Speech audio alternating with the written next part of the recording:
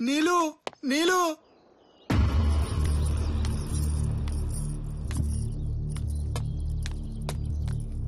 నీలు నీలు please నీలు ఒక్కసారి ఆగండి please. మీకెందుకు కోపం వచ్చిందో నాకు అర్థం కావడం లేదు. నేను చేసిన తప్పేంటి? మీ మీద రాళ్ళని పూలమాలగా మార్చడం నా తప్ప? మీ పరువు కోసం నా నృత్యాన్ని అరువుగా మీకు ఇవ్వడమే నేను చేసిన నేరమా? ప్లీజ్ ఎందుకు కొట్టారో చెప్పండి. నృత్యాన్ని నువ్వు ఒక అరువు అనుకుంటున్నావు చూడు, అదేరా మన దేశం కరువు. కరువు కరువు అసలు నృత్యం అంటే ఏంటో తెలుసా నీకు? నాట్యానికి మరో నిర్వచనమేరా నృత్యం అంటే. ముఖ్యంగా కూచిపూడి, భరతనాట్యం, భోజ్పురి, ఛత్తీస్గఢీ లాంటి నృత్య కళలే మన భారతీయుల సొత్తు. ఈ దేశంలో ఆకలేస్తే అమ్మా అనాలి, కానీ ఆ దేశంలో ఆకలేస్తే బేరే నీకు అమ్మా అని అనాలి. ఒక భారతీయుడిగా పుట్టి ఈ భరతమాత విలువ నీకెప్పటికీ అర్థం కాదు. ఒక అరవింద్ స్వామి, ఒక సంతోష్ పండిత్, ఒక గౌతమ్ ఘోష్, ఒక ఓపుల్ రెడ్డి ఇలాంటి గొప్ప గొప్ప నృత్యకారులు పుట్టిన ఈ దేశంలో నువ్వు పుట్టడం మా దురదృష్టం. అదే నీ అదృష్టం. నీ తల్లి నిన్ను 9 నెలలు మోసింది, కానీ ఈ భూమి తల్లి నిన్ను 60 ఏళ్లు మోస్తుంది. 9 నెలలు మోసిన తల్లికి తల కొరివి పెట్టి రుణం తీర్చుకుంటే ఈ భూమికి ఏ స్థాయిలో కొరివి పెట్టాలో ఆలోచించుకో. ఇంకేం చెప్పకు, కుదిరితే కనపడకు, వీలైతే వినపడకు, మొత్తానికి మాట్లాడకు.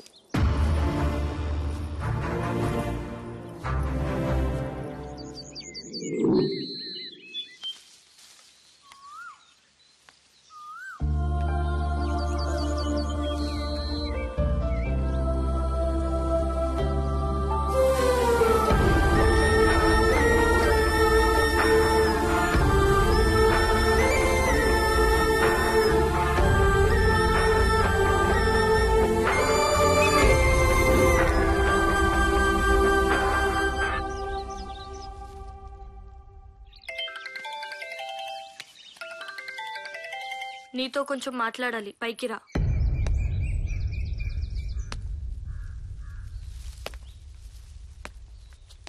ఎందుకు సంపూర్ణ నన్ను ఇలా వేధిస్తున్నావు? నేనేం పాపం చేశాను? ఏం కావాలి నీకు? నన్ను క్షమించడం. చూడు సంపు, నీకు భారతీయత, నృత్యం గురించి చెప్పడమే నా ప్రయత్నం, ఆశయం. ఆ ఆశయంలో నీకేమైనా గాయాలు తగులుంటే నన్ను క్షమించు. చూడు నీలు, జీవితంలో ఒకటి గుర్తు పెట్టుకో. చేప సముద్రంలో బ్రతికినంత మాత్రాన దానికి ఉప్పు రుచి గురించి తెలియాలని రూలేమీ లేదు. అలాగే నేను ఈ దేశంలో పుట్టాను.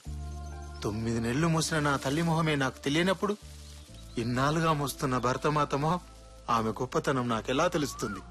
నీకు తల్లి లేదా? ఉంది, కానీ ఆమె ఎలా ఉంటుందో నాకు తెలియదు. మరి తండ్రి? అతను ఎలా ఉంటాడో నా తల్లికే తెలియదు. మరి ఎలా పెరిగావు? రైల్వే స్టేషన్ లో పేపర్లు ఏరుకుంటూ బ్రతికేవాన్ని. దాహమేస్తే కన్నీళ్లు ఉగ్గిన్లో పోసుకొని దాంతో దాహాన్ని తీర్చుకునేవాన్ని. ఒంటి మీది బట్టలకు నిప్పంటించుకొని ఆ వెలుతురులో చదువుకునేవాన్ని. పొద్దున్నే ట్రైన్ లో ప్యాసింజర్ల దగ్గర పళ్ళు తుమ్ముకుంటానని టూత్ పేస్ట్ అడుక్కొని దాంతో కడుపు నింపుకునేవాన్ని. అలా కష్టాలు పడుతున్న నాకు ఒక రోజు ఒక పెద్దాయన కలిసి ప్రతి మనిషిలో టాలెంట్ ఉంటుంది, అదేంటో ఇన్వెంట్ చేయాలన్నాడు. ఆ రోజు నుంచి నేను సశక్తితో ఎదిగాను. ఎలక్ట్రిక్స్ లో నాకున్న పట్టును ఈ లోకానికి చాటాను. ఇంత పెద్ద మహానగరంలో పెద్ద పెద్ద ఇంజనీర్లకు సైతం అంతుపట్టని సమస్యలు నేను తీర్చాను. అయినా ఏదో లోటు. ఈ సంపు జీవితంలో సంపంగి పువ్వులా నువ్వు వికసించే వరకు. ఏమంటున్నావు సంపు? నా వెనకాల ఎంతో మంది అమ్మాయిలు పడ్డా నేను మాత్రం నీ వెనకాల ఎందుకు పడుతున్నానో తెలుసా? నీ రూపం ఆపం, నీ నవ్వు పుష్పం, నీ ప్రేమ వడగాలి, నీ చూపు చిరుగాలి. నేను నిన్ను ప్రేమిస్తున్నాను నీలు. పర్వాలేదు, టైం తీసుకుని ఆలోచించి చెప్పు. నీ అంగీకారం కోసం ఎదురు చూస్తుంటాడు ఈ సంపు. ఆలోచించడానికి ఏం లేదు సంపు. నేను నిన్ను ప్రేమించడం లేదు.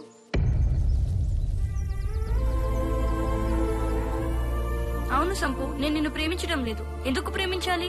ఎస్, నువ్వు అందగాడివే. నేను ఏ అమ్మాయినా ఇష్టపడాల్సిందే. నీ రూపం గుర్తొచ్చిన ప్రతిసారి నాలో తెలియని రసస్పందన కలుగుతుంది.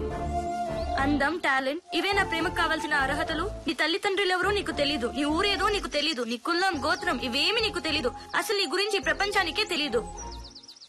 నాకు నీలా 6 అడుగుల అందగాడు అక్కర్లేదు. అతని గురించి జనం పిచ్చెక్కిపోవాలి. అతను నా కోసం ఈ ప్రపంచంతో పోరాడాలి. నన్ను ప్రేమించడం అతని అదృష్టం అవ్వకూడదు. అతన్ని ప్రేమించకపోవడం నా దురదృష్టం అవ్వాలి. నన్ను ప్రేమించేవాడు 100% మగాడై ఉండాలి. 99.9% అయినా నాకు అక్కర్లేదు. నన్ను మర్చిపో సంపు. నీలో ఏమైనా ఆశలు రేపుంటే నన్ను క్షమించు.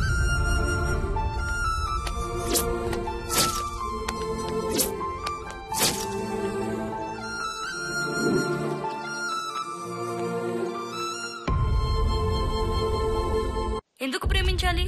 అసలు ఈ గురించి ప్రపంచానికే తెలీదు. అతని గురించి జనం పిచ్చెక్కిపోవాలి. అతను నా కోసం ఈ ప్రపంచంతో పోరాడాలి. కళ్ళు కనపడటం లేదురా? ఎక్కడ చూసుకుని వస్తున్నావురా? ఈ ఫోన్ విలువ తెలుసారా? 40,000 పెట్టుకుని 4 రోజులు కాలే. అమెరికా ఫోన్ రా ఇది. నా భార్య మంగళసూత్రాలు తాకట్టు పెట్టి మరీ కొన్నాను రా. చూస్తే అనాథ విధవలా ఉన్నావు. అయినా భార్య విలువ నీకేం తెలుస్తుందిలే. అమ్మా బాబులు కనేసి ఊరి మీద పడేస్తారు. పోయేదాకా తెలియదు ఎందుకు పుడతారు.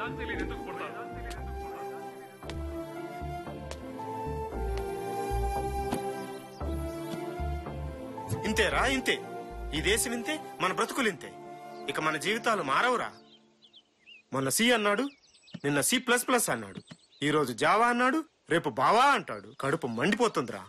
తెల్లవారితే కొత్త సాఫ్ట్వేర్ కనిపెట్టడం, అది నేర్చుకునేందుకు మన డబ్బంతా దోచేయడం. ఇప్పుడు మళ్ళీ కొత్త కంప్యూటర్ ఎక్కడి నుంచి కొనమంటావు? నాకు ఆత్మహత్య చేసుకోవాలనిపిస్తుందిరా. ఊరుకోండి అన్నా, ఊరుకోండి. మన సాఫ్ట్వేర్ బతుకులు ఇంతే. ఇంజనీరింగ్ చదివేటప్పుడే ఆలోచించాల్సింది. ఎప్పుడో ఎవడో ఒకడు జనం కోసం పుడతాడు. వాడి కోసం జనం మాట్లాడుకుంటారు. ఆ మగాడి కోసం మనం ఎదురు చూడాలి. అప్పుడు కాని మన బతుకులు మారవన్నా.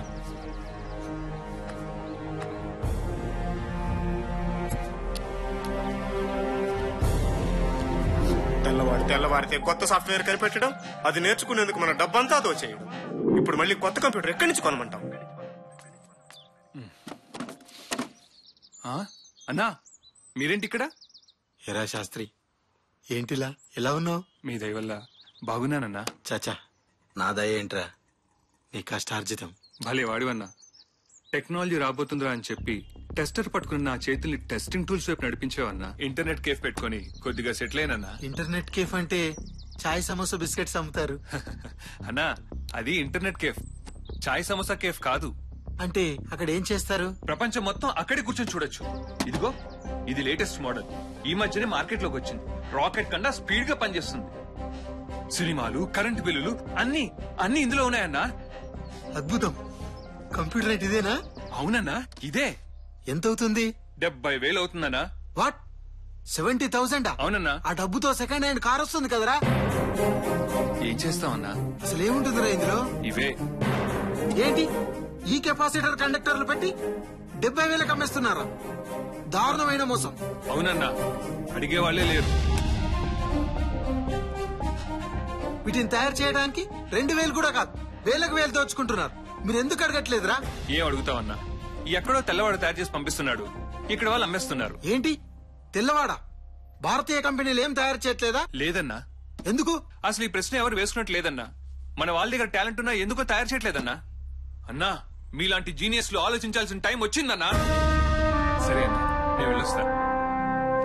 మంచి.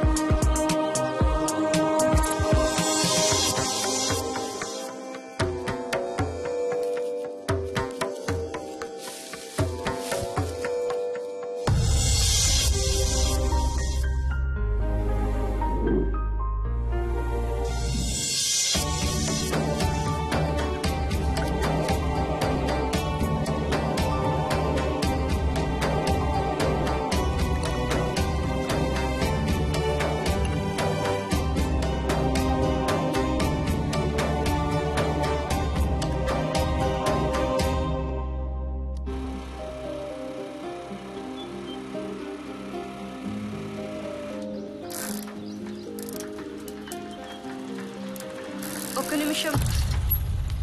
ఏం కావాలి? సంపు ఎక్కడున్నాడు? ఆ పేరు గుర్తుందా ఇంకా నీకు? ప్లీజ్, ఏదో పొరపాటునా. పొరపాటు కాదు, అలవాటు. భారతీయత, సంస్కృతి అని చెప్పి అన్నను అవమానించావే. సాటి మనిషిని అవమానించటం ఆ భారతీయత, లేదా ప్రేమించిన వాడు మనసు తెలుసుకోకుండా బాధ పెట్టడం ఆ సంస్కృతి? అసలు అన్న గురించి నీకేం తెలుసని? అమ్మా నాన్న లేక రోడ్ల మీద తిరుగుతున్న మమ్మల్ని చేరదీసి పెంచాడు.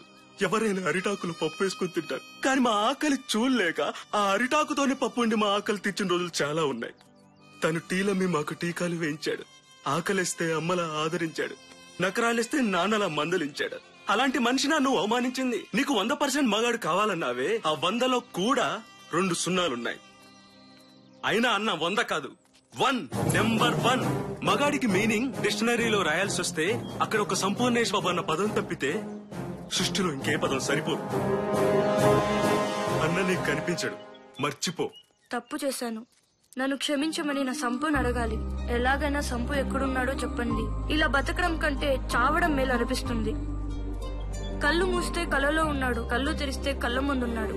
తనని చూడకుండా ఒక్క క్షణం కూడా ఉండలేను. ప్లీజ్ ఎక్కడున్నాడో చెప్పండి. ఎక్కడైతే నువ్వు అన్నని చెంపదెబ్బ కొట్టి అవమానించావో అక్కడే యావత్ భారతం ఆయన్ని సత్కరిస్తుంది. తనని నేను ప్రేమించాను. తన గురించి ప్రపంచం గొప్పగా మాట్లాడాలని నా కోరిక. నిజమా వదినా? అయితే వెళ్ళండి వదినా. అన్నయ్యకి ఈ విషయం తెలిస్తే చాలా ఆనందపడతాడు. త్వరగా వెళ్ళండి. Thanks.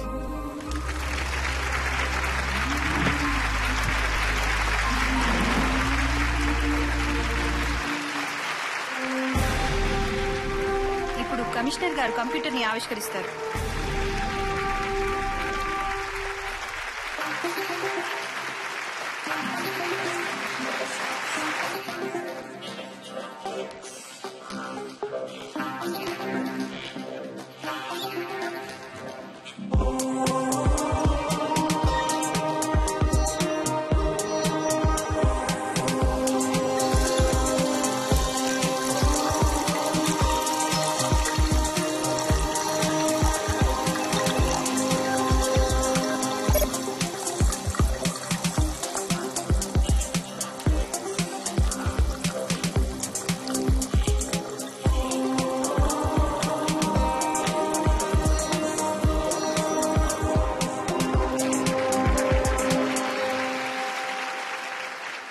Good evening ladies and gentlemen.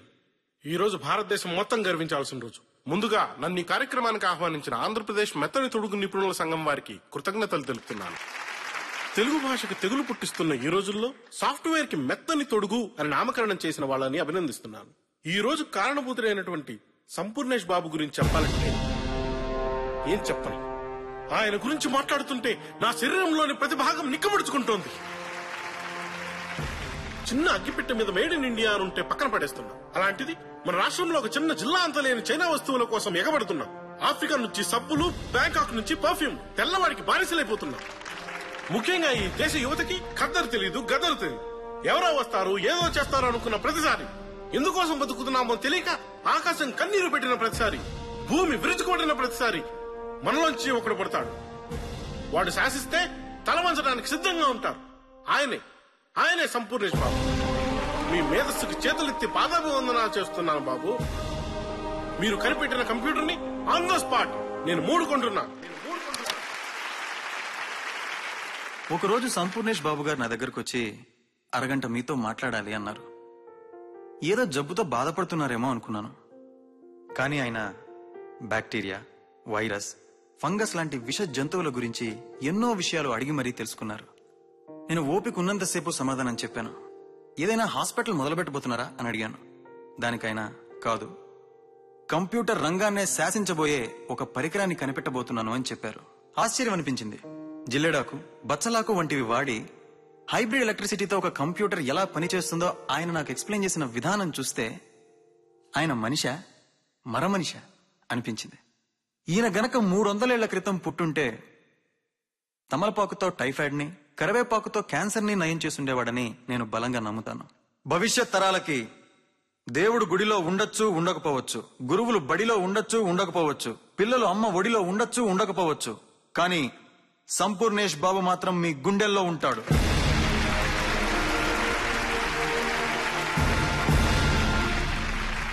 ఈరోజు ఈ సభలో మాట్లాడిన వ్యక్తులందరూ నేనేదో గొప్ప ఆవిష్కరణ చేశానంటున్నారు. తప్పు. ఈ దేశంలో పుట్టిన మహర్షులు వేదాలలో అందించిన గొప్ప రహస్యాలలో ఉన్న చిన్న ఆవిష్కరణే ఈ కంప్యూటర్. మీరు ఎన్నో కంపెనీల చిప్స్లు, కెపాసిటర్ల పేర్లు వినే ఉంటారు. వీళ్ళంతా సిండికేట్ గా మారి 200-300 రూపాయలకు దొరికే ఒక వస్తువును 70,000 రూపాయలకు అమ్మేస్తూ ఈ దేశ సంపదను కొల్లగొడుతున్నారు. నిజానికి ఈ కంప్యూటర్ తయారీకి అయిన ఖర్చు 450 రూపాయలు మాత్రమే. నేను మరో 50 రూపాయలు లాభంగా తీసుకొని మీకు 500 రూపాయలకే అందజేస్తున్నాను. హలో సార్, నేను రామానుజన్ అనే కంపెనీ అధినేతని. ఇది పనిచేస్తుందని నమ్మకం ఏంటి? ఇంతకు ముందు చాలా మంది ఇదే చెప్పారు, కానీ రియాలిటీకి వచ్చేసరికి అవి సరిగ్గా పనిచేయట్లేదు. ఒకవేళ మీరు చెప్పేది నిజమైతే ఈ రోజు నేను 1,00,000 కంప్యూటర్లు కొంటాను. మీరు నాసిరకం కంప్యూటర్లు చూసి అభిప్రాయానికి వచ్చారు. నిజానికి ఈ కంప్యూటర్ చూడండి, నిరంతరం స్వచ్ఛమైన నీరు, ఫిల్టర్ వాటర్ ప్రవహించడం ద్వారా బ్యాక్టీరియా గాని వైరస్ గాని ఈ కంప్యూటర్కి వచ్చే అవకాశమే లేదు. జిల్లేడాకు, మంత్రగుండాకు, పసుపు ఈ కంప్యూటర్ కు వాడడం వల్ల యాంటీవైరస్ గా కూడా పనిచేస్తాయి. మీరిచ్చిన ఆఫర్ నేను తిరస్కరిస్తున్నాను. మీలాంటి డబ్బున్న కోటీశ్వర్ల గురించి కాదు నేను తయారు చేసింది, పేద విద్యార్థులు, ఈ తరం యువతరం గురించి తయారు చేశాను. మీకు చదువు సరిగ్గా లేదు, బ్యాక్గ్రౌండ్ అంతంత మాత్రమే. మరి ఇంత గొప్ప ఆవిష్కరణ మీరు ఎలా చేయగలిగారు? ఒక బిల్ గేట్స్, ఒక అనిల్ అంబానీ, ఎన్టీఆర్, చిరంజీవి వీళ్ళంతా స్వయం కృషితో ఎదిగిన వాళ్ళు. టాలెంట్ ఉన్నవాడికి బ్యాక్గ్రౌండ్ అవసరం లేదు, బ్రెయిన్ లో గ్రౌండ్ ఉంటే సరిపోతుంది. కష్టపడేవాడికి చదువు అక్కర్లేదు, సమాజాన్ని చదివితే సరిపోతుంది. బ్రతకడానికి కావాల్సింది అన్నం, అందం కాదు. ఇవన్నీ ఉన్నవాడికి ప్రజల ఆశీస్సులు ఎప్పుడూ ఉంటాయనడానికి నేనే ఉదాహరణ. మీరు ఈ కంప్యూటర్ తయారు చేయడానికి ఇన్స్పిరేషన్ ఎవరు?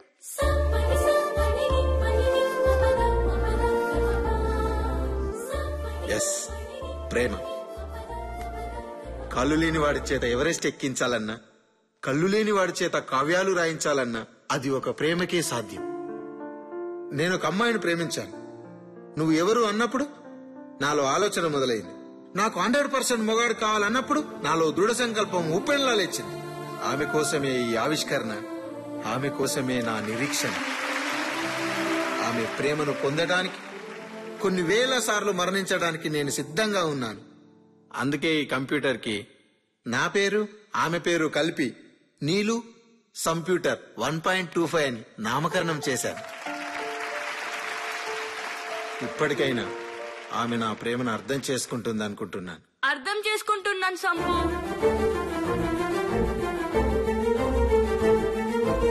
నేను నిన్ను ప్రేమిస్తున్నాను సంపు.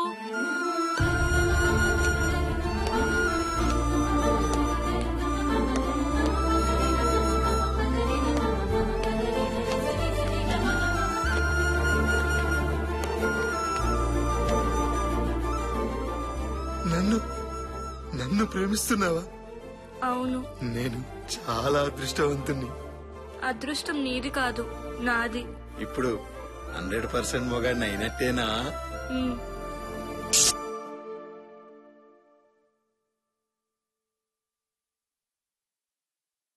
చూడమ్మా కరెంటు, ఆడపిల్లని అలా చూడటం తప్పు. నా పేరు కరెంటు, హౌస్ రెంట్ కాదు, సంపూర్ణేష్ బాబు.